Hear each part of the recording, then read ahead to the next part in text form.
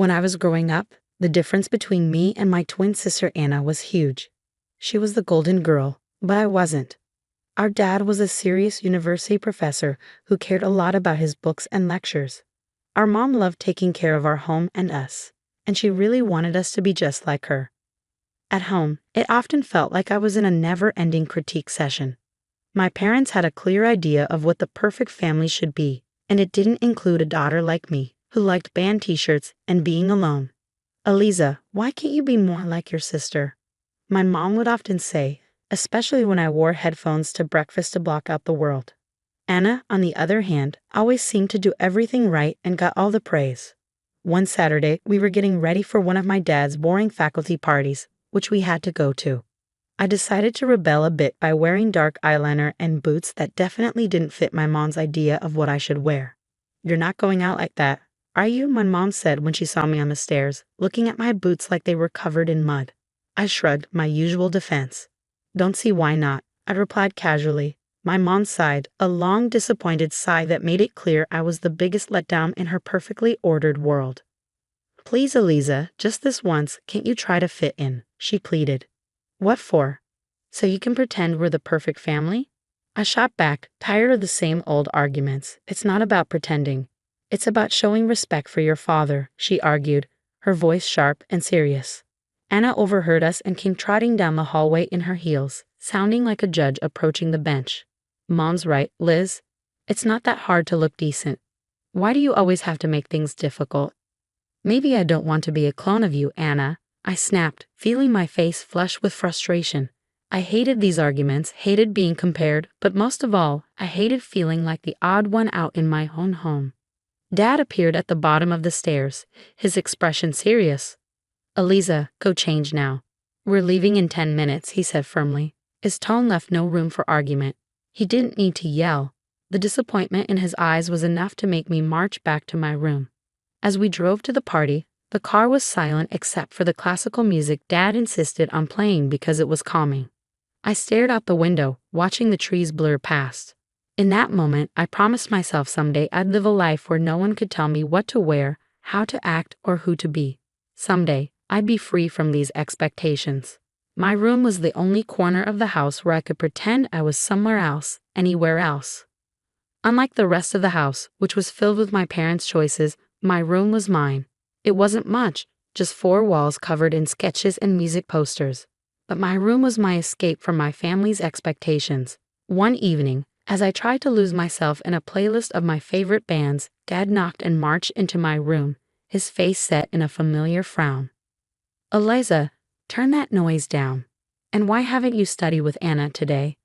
You know you both have exams coming up," he said, his voice stern. I pulled out one earbud and looked up at him, trying to keep my voice steady. "I've been studying, just not with Anna. I learn better on my own." Dad shook his head, clearly not convinced. "You know the rules.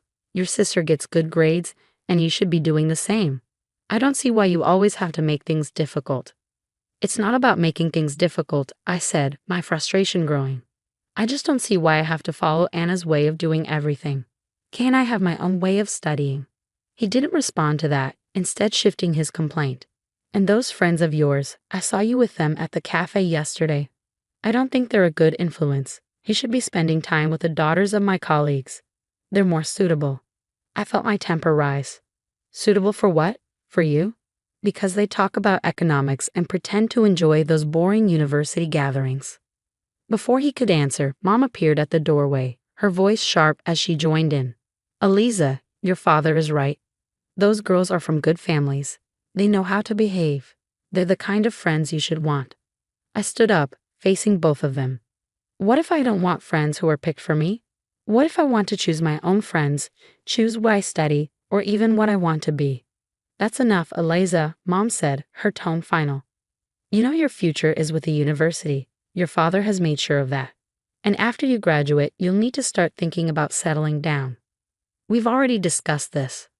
Settling down, the words hung in the air like a life sentence. "You mean start thinking about being someone's wife like Anna? Is that all you think I'm meant for?" Mom's face softened slightly, but her voice remained firm. "We want what's best for you. Following the path we set out will give you a good life. A good life, I repeated, the bitterness of irony filling my mouth. Is it a good life if it's someone else's idea of good? No one answered that question. They didn't need to. We all knew there was no point in arguing. They had their plans and they expected me to fall in line, just like Anna. Anna and I were like two sides of the same coin, always together but never on the same page. At university where Dad taught, the differences between us became even more apparent. She was into business management, the golden child, always nodding along in lectures, asking smart questions that made professors appreciate her. Then there was me, stuck in the same program but feeling like I was wearing the shoe on the wrong foot. Awkward, uncomfortable, and just plain wrong. One afternoon, as I trudged through a mountain of textbooks in the library, Anna breezed in, her notes organized, her smile ready. "Hey Liz, you coming to the study group tonight? Professor Hall mentioned he's dropping by. Could be good for us to show face," she said, her tone light but insistent. I glanced up, feeling the weight of her expectations. "No, I don't think so. Those things aren't really my scene, you know." She frowned, placing her books down with a thud that matched her disapproval. "It's not about it being your scene, Liz. It's about making the right impressions. You need to start taking this seriously. We're graduating soon." I shrugged, turning back to my notes. "I am taking it seriously, just not in a way that makes me miserable. Why bother pretending?" "Because, Liz, sometimes you have to play the game to get ahead. You think I like all of this?" She gestured around at her perfectly tabbed textbooks and color-coded notes. "It's not about liking. It's about doing what's necessary," she said. I shook my head, pushing back my chair with a scrape. "Well, maybe I'm tired of doing what's necessary according to everyone else. Did you ever think of that?" Her voice softened, but her eyes were steel. "Liz, I'm just trying to look out for you. Dad's not going to be around to sort things out forever. What are you going to do if you keep alienating everyone? Maybe I'll figure it out on my own. Maybe I don't need to follow Dad's roadmap or yours." I shot back, feeling a surge of defiance. Anna sighed, her frustration clear. "You're so stubborn. Just try, okay? For me, if not for yourself. Show up tonight, talk to Professor Hall. It won't kill you." I really looked at her, and saw not just my annoyingly perfect sister, but someone who actually cared in her own way. "Fine, I'll think about it," I conceded, not ready to promise more. "Thank you," she said, her smile returning. "It's not that bad, you know. You might even like it if you gave it a chance." "Doubt it," I muttered, but I knew I'd lost this round. For Anna, I'd show up, sit through another boring discussion, and nod at the right times. It was just a few hours, I told myself. How bad could it be? As it turned out, not as bad as I thought. Professor Hall was surprisingly interesting when he wasn't lecturing from a podium. I even asked a question, which earned a shocked but pleased look from Anna. Later, as we walked back to our dorm, Anna nudged me. "See? Not so terrible, right?" That fragile peace didn't last long, however. In our last year, Anna introduced us to her fiancé, a lawyer 10 years her senior, already well established and exactly what our parents dreamed of. Mom and Dad were over the moon, praising Anna for making such a smart match, and immediately turned their expectant eyes on me. "Now, Eliza, it's your turn to find someone suitable," Dad said one evening over dinner, his tone implying that my time was running out. Mom nodded enthusiastically, already planning out my life as if it were another one of her well-organized home projects. "Think about your future, dear. Someone who can provide for you, who has a good standing," she said. I remember staring at my plate, feeling the walls close in. Anna's wedding was meticulously planned down to the last detail by Mom, from the bridesmaids' dresses to the floral arrangements, showcasing her perfect vision of family prestige. After the wedding, Mom often visited Anna, doling out advice and ensuring her life played out just as she had orchestrated. Witnessing this, I knew one thing for certain. I didn't want my life tailored by someone else's hands. One day, while walking down the street lost in thoughts of how to escape the life my parents envisioned for me, I heard the deep rumble of a motorcycle. Approaching, curiosity pulled me toward the sound. That's when I saw him, Jake, with his leather jacket and carefree smile, pulling up beside me. "You look like you need a ride," he called over the roar of the engine, a playful twinkle in his eyes. I hesitated, glancing back towards the path home, then at his outstretched hand. What did I have to lose? "Sure, why not?" I replied, my voice a mix of nerves and excitement. Climbing onto the back of his bike, I felt a rush of adrenaline as we sped away. The wind whipped through my hair, and for the first time in a long time, I laughed genuinely. Jake shouted something about showing me his world, and I held on tighter, not wanting this moment to end. We stopped at a diner frequented by bikers, ordering burgers and fries. Jake told me about his life as a welder, his passion for bikes, and his love for the open road. It was so different from anything I was used to, raw and real. "Don't you get scared living like this?" I asked, my voice barely above the clatter of plates and chatter around us. "Scared? No, it's thrilling. You never know what's around the corner. Isn't that better than having everything planned out for you?" he replied, his eyes lighting up with each word. Over the next few weeks, we met secretly. Each ride on Jake's motorcycle pulled me further from the life I was supposed to live and closer to the life I wanted. The speed, the adventure, it wasn't just about the thrill. It was about feeling alive, feeling free. One evening, as we watched the sunset from a secluded overlook, Jake turned to me. "Eliza, I don't just ride to escape. I ride to feel alive, to make every moment count. With you, every moment feels like it's worth something." I leaned into him, my heart beating fast. "I've never felt like this before. You make me feel free, Jake." He smiled, pulling me closer. "Then let's not go back to just existing. Let's live." 6 months with Jake felt like a lifetime of moments I'd always dreamed of. The day he proposed under the stars, with the gentle rumble of his bike in the background, my heart screamed a yes before my mouth could form the word. It was perfect, except for one looming hurdle: my parents. I wrestled with the fear of introducing Jake to them. He was everything they disapproved of: his rough edges, his wild spirit, his simple yet content life as a welder. But love bolstered my courage, and I decided it was time they knew. The day I brought Jake home, he was clad in his usual attire: a leather vest, black t-shirt, ripped jeans, and a bandana. I loved that about him. He was unapologetically himself. As we walked up the driveway, I could already feel the weight of my parents' judgment. Stepping inside, Mom's face went pale at the sight of Jake, her eyes widening in shock. "What in the world, Eliza?" she gasped, her voice barely a whisper. Dad's reaction was harsher, his words sharp as knives. "Who is this, and why is he dressed like a thug in our house?" I took a deep breath, steadying my nerves. "Mom, Dad, this is Jake. He's the man I love. We're getting married." Their silence was deafening. Then Dad turned to Jake, his tone laced with disdain. "Married? What do you do for a living, young man? What are your qualifications?" Jake, bless him, didn't waver. "I'm a welder. I took some specialized courses after high school. I work hard and make an honest living." The look on my parents' faces was a mix of horror and disbelief. "A welder, Eliza? You can't be serious," Mom said, her voice trembling. Dad's anger flared. "You expect us to give our blessing to this? To throw away your future for a welder?" I felt my resolve harden. "Yes, because he makes me happy. Isn't that what should matter?" "But the life you lead," Mom started, her voice faltering. "Will be the life I choose," I shot back, my own voice gaining strength. Dad shook his head, his decision clear. "We cannot and will not support this. If you choose him, don't expect to be a part of this family."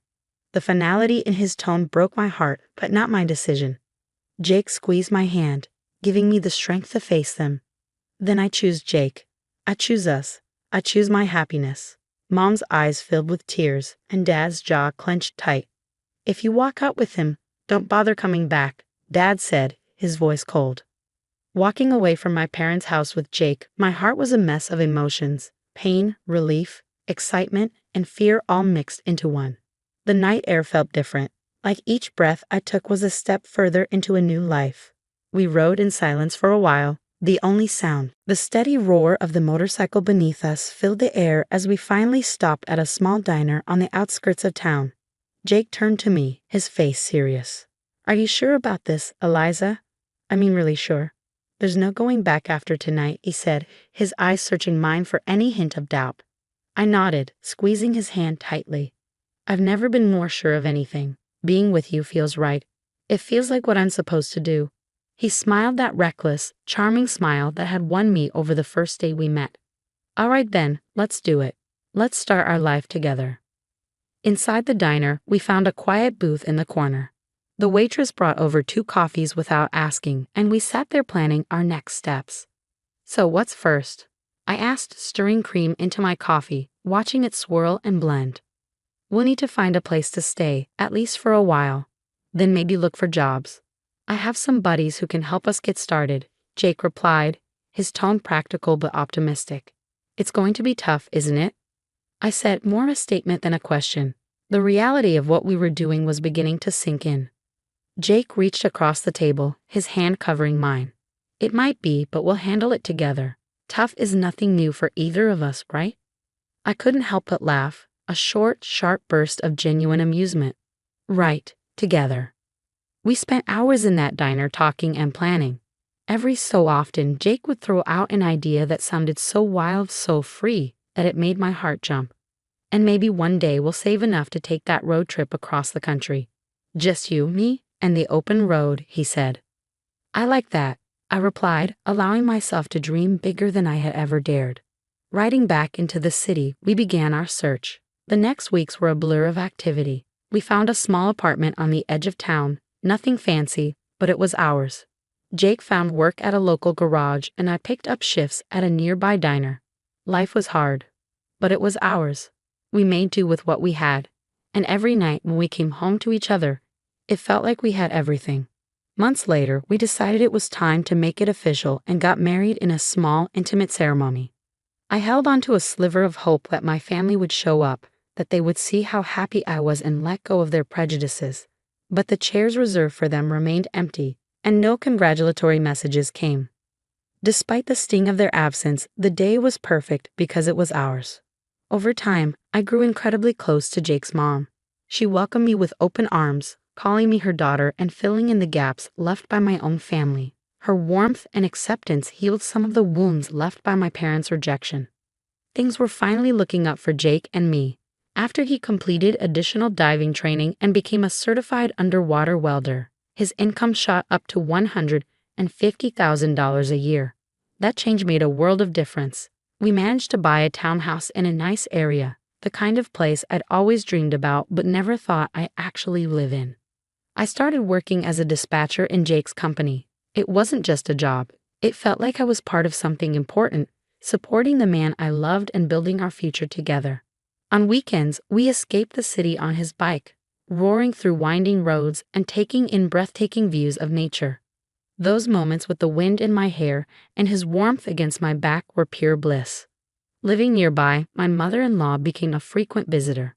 One such afternoon, while Jake was tinkering in the garage and I was fixing us some coffee, she arrived looking a bit troubled. There's been some ugly news, she said as she settled down at the kitchen table. Something about a professor at the university involved in a harassment scandal. My heart skipped a beat. Oh, did they say who it was?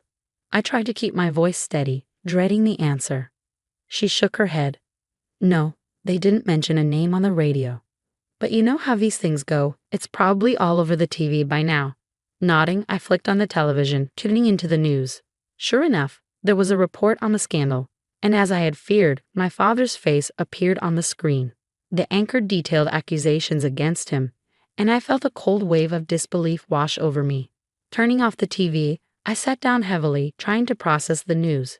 Jake came in, wiping his hands on a rag, and saw my face. "What's wrong, babe?"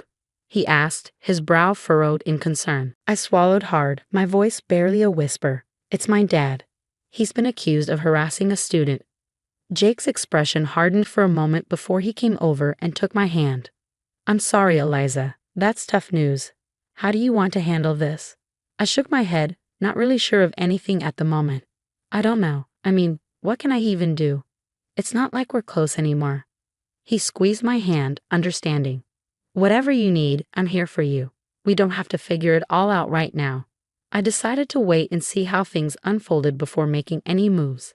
Whatever decision I made, I knew I'd have Jake by my side, and that was the reassurance I needed to face whatever came next. Life had been peaceful until that unexpected afternoon at work when a familiar car pulled into the parking lot. I hadn't seen my parents in a long while, and the sight of them stirred up a mix of emotions I thought I had put to rest. Both of them looked dramatically changed. The scandal had taken its toll. Mom had lost a lot of weight and looked years older, while Dad appeared broken, a shadow of the stern man he once was. My mother spotted me and rushed over, arms open as if nothing had happened, as if years of distance and disapproval could be bridged in an instant. But I couldn't embrace her, not now. Instead, I stepped back and took Jake's hand, looking for strength in his presence. "Eliza, it was so hard to find you," Mom said, her voice cracking with emotion. Dad, ever the gruff one, cut to the chase, his voice harsh and bitter. "I was accused unfairly, you know. I went to your sister's husband for help, but that bloodsucker wanted a fortune. Your sister sided with him, and now they've kicked us out. We need your help." I stared at them, disbelief and anger swirling inside me. "Help? After all these years, you show up and demand help? We have nowhere else to go." Mom's voice was desperate. "They've disowned us too. We thought maybe we could stay with you." I almost laughed at the absurdity. "Stay with me? After you disowned me? You made it clear I wasn't your daughter anymore." Dad's face turned red, his old temper flaring up. "You owe us, Eliza, after all we've done for you." "That's where you're wrong," I interrupted, feeling Jake squeeze my hand in support. "I don't owe you anything. You threw me out because I chose my happiness over your demands, and now you want— what? To just move in and pretend like we're a family?" The situation was spiraling, and I could see people watching, a crowd beginning to form. Mom started to cry, her sobs loud and attracting even more attention. "You're being ungrateful after everything we've done for you," she accused through her tears. I took a deep breath, my decision clear. "No, Mom. I'm not ungrateful. I'm free and happy. You made your choices, and now you have to live with them." As we walked away, I heard my dad yelling, but Jake leaned over and quietly told the security team, "Don't let them come here again." The following months flew by, filled with love and peace. We welcomed a son, a new beginning in our growing family. My parents never came back. That day in the parking lot was the last I saw of them. And while part of me grieved for what could have been, I knew I had made the right choice for me and for my family.